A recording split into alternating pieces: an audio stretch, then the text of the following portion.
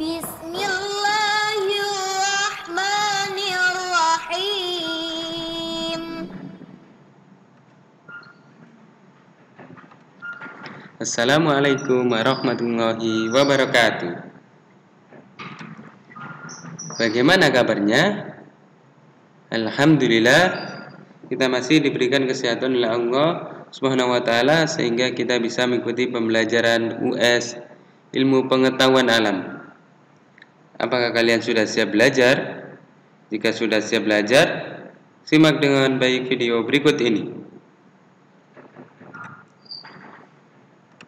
Materi hari ini yaitu tentang sistem pencernaan pada manusia. Makanan masuk ke dalam tubuh melalui proses pencernaan makanan. Nah, pencernaan makanan itu melalui dua proses atau memiliki dua proses. Yang pertama, proses mekanis. Apa itu proses mekanis? Proses mekanis adalah pengubahan makanan dari bentuk kasar menjadi halus atau kecil.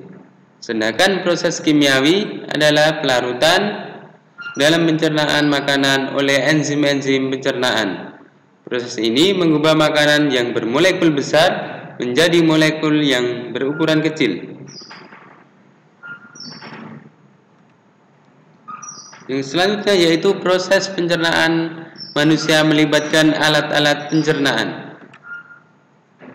Apa saja itu alat-alat pencernaannya? Yang pertama yaitu saluran pencernaan.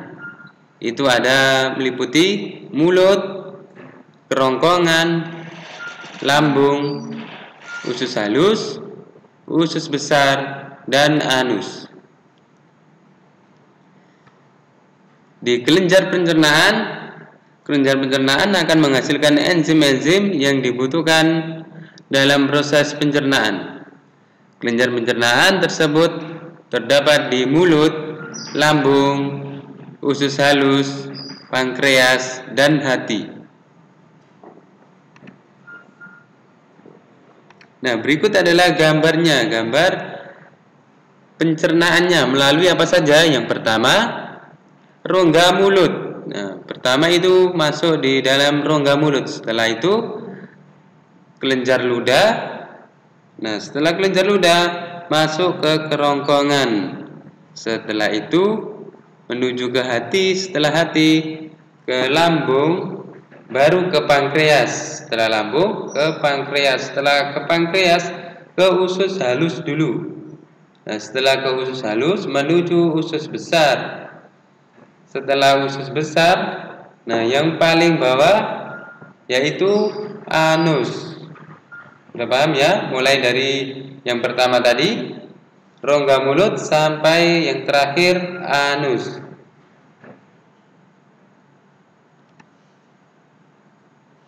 Nah, tadi sudah membahas tentang gambar-gambarnya.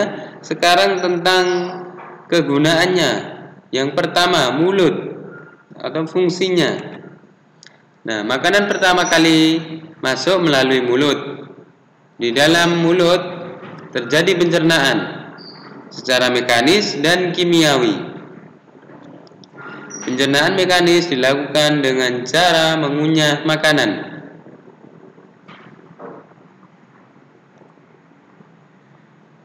Pengunyahan makanan dalam pencernaan mekanis dibantu oleh gigi dan lidah. Sementara itu, pencernaan kimiawi dibantu oleh air ludah yang mengandung enzim petialin. Enzim petialin berfungsi untuk mencerna zat tepung atau amilum menjadi gula sederhana. Nah, yang selanjutnya yaitu kerongkongan. Kerongkongan merupakan saluran tipis dan panjang.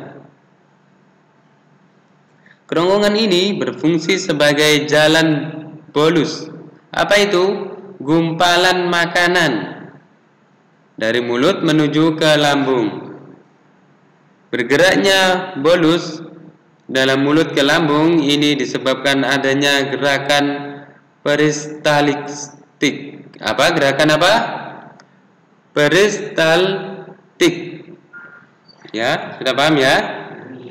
tentang gerakan peristaltik. Nah, gerakan peristaltik ini apa?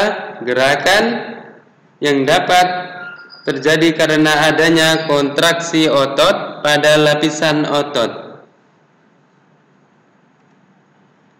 Yang selanjutnya yaitu lambung. Di dalam lambung terjadi pencernaan secara mekanis dan kimiawi. Tadi di mulut juga ada secara mekanis dan kimiawi, di lambung juga ada secara mekanis dan kimiawi. Pencernaan mekanis terjadi karena adanya kontraksi otot lambung. Kontraksi otot lambung mengakibatkan bolus tercampur dan teraduk menjadi bubur. Sementara itu, pencernaan kimiawi berlangsung dengan bantuan getah lambung. Getah lambung dihasilkan oleh kelenjar-kelenjar pada dinding lambung. Getah lambung dapat mencerna makanan secara kimiawi dan mengandung zat-zat sebagai berikut. Diperhatikan ya. Zat yang pertama yaitu asam lambung. Berfungsi mematikan bakteri yang terdapat dalam makanan, mengubah sifat protein, dan merangsang keluarnya sekretin. Dan yang kedua, zat-zatnya tadi, yang pertama asam lambung, yang kedua yaitu enzim pepsin, berfungsi mengubah protein menjadi pepton. Dan yang zat selanjutnya yaitu enzim renin, berfungsi mengendapkan protein susu menjadi kasein. Dan yang zat selanjutnya hormon gastrin, berfungsi merangsang sekresi getah lambung.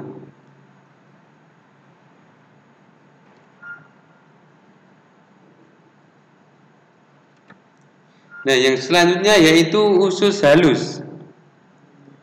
Usus halus merupakan saluran berkelok-kelok yang panjang 6-8 meter.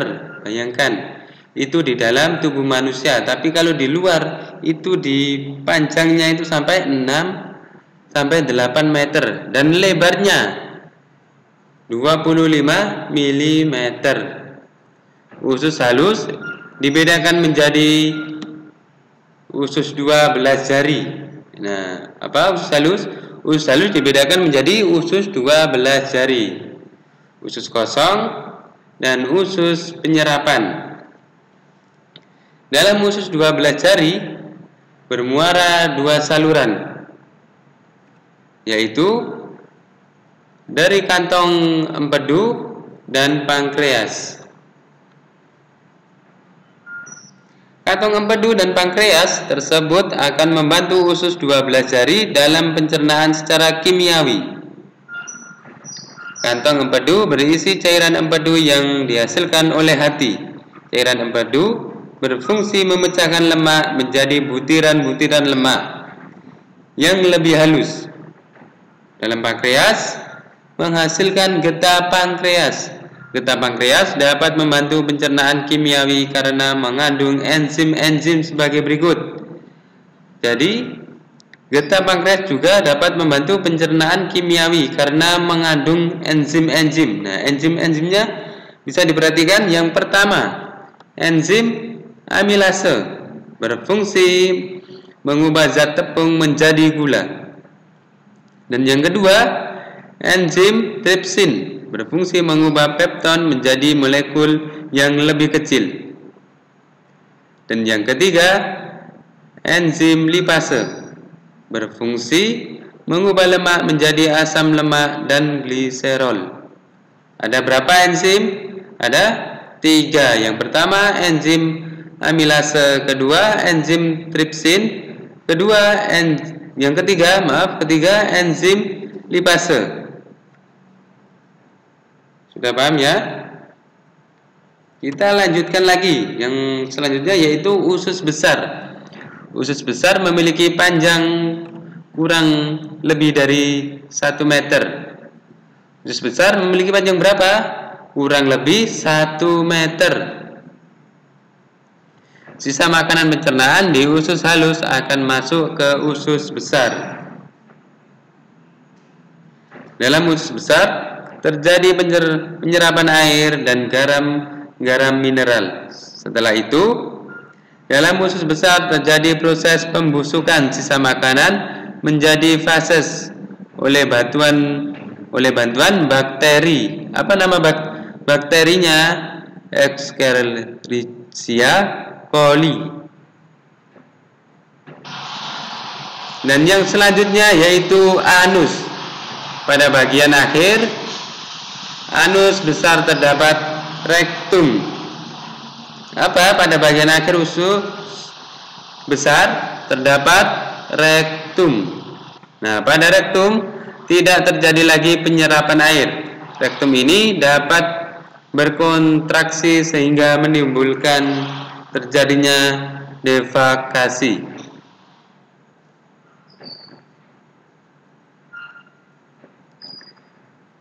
Defekasi merupakan proses pengeluaran zat-zat sisa makanan melalui anus. Dengan demikian, fases akan dikeluarkan melalui anus. Apa tadi? Defekasi. Tadi apa? Pengeluaran zat-zat sisa makanan melalui anus. Ya, sudah paham ya?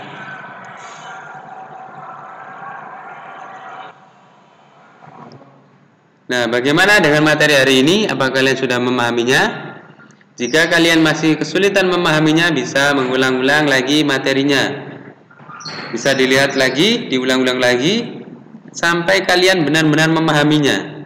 Kita tutup pembelajaran hari ini dengan doa kafaratul majelis. Subhanakallahumma wa bihamdika asyhadu an la ilaha illa anta astaghfiruka wa atubu ilaik. Saya ucapkan jazakumullahu khairan dan bisa akhiri wassalamualaikum warahmatullahi wabarakatuh.